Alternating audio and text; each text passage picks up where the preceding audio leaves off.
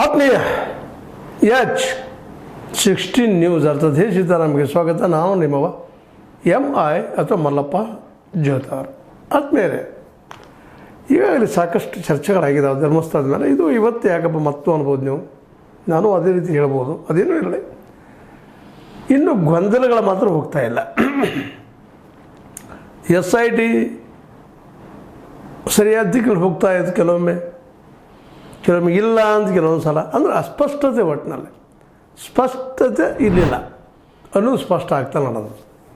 ಇಷ್ಟು ಹೋರಾಟ ಮಾಡ್ತಾಯಿದ್ರು, ಇಷ್ಟೊಂದು ಅದ್ರ ಸಲುವಾಗಿ ಚರ್ಚೆಗಳಾಗ್ತಾಯಿದ್ರು. ಇನ್ನೂ ಸರಿಯಾದ ದಿಕ್ಕಿನಲ್ಲೇ ತನಿಖೆ ಹೋಗ್ತಾ ಇದೆಯಾ ಅಥವಾ ಇಲ್ವಾ ಅನ್ನುವಂಥದ್ದು. ಯಾಕಂದ್ರೆ ಆದಷ್ಟು ಎಲ್ಲ ಧರ್ಮಸ್ಥಳದ ಕೇಸ್ಗಳನ್ನು ಮುಚ್ಚಿ ಹಾಕುವಂಥದ್ದು, ತೆಗೆದು ಹಾಕುವಂಥ ಪ್ರಯತ್ನವನ್ನು ಒಂದು ವಿಂಗ್ ಅಂತ ಸದಾ ಮಾಡ್ತಾನೆ ಇದೆ. ಯಾಕಂದರೆ ಇದು ಹಿಂದುತ್ವ ವಿರೋಧಿ, ಹಿಂದೂ ಧರ್ಮದ ಕ್ಷೇತ್ರ, ಪವಿತ್ರ ಕ್ಷೇತ್ರ, ಅದು ಹೆಸರು ಗಿಡಿಸೋಕೆ ಕೆಲವು ಜನ ಮಾಡ್ತಾಯಿದ್ದಾರೆ ಅನ್ನೋದು ಒಂದು ಪ್ರಬಲವಾದ ಅವ್ರದ್ದು. ಹೀಗಾಗಿ ಕೆಲವೊಂದಿಷ್ಟು ಅದರಲ್ಲೂ ಮೂಲಭೂತವಾದಿ ಅಂತ ನಾವು ಕರ್ಕೊಳ್ತೀವಿ, ಅಥವಾ ಅವರು ಹಿಂದೂವಾದಿಗಳಂತ ಅವ್ರು ಕರ್ಕೊಳ್ತಾರೆ, ಅಥವಾ ಸನಾತನಿಗಳಂತ ಕರ್ಕೊಳ್ತಾರೆ.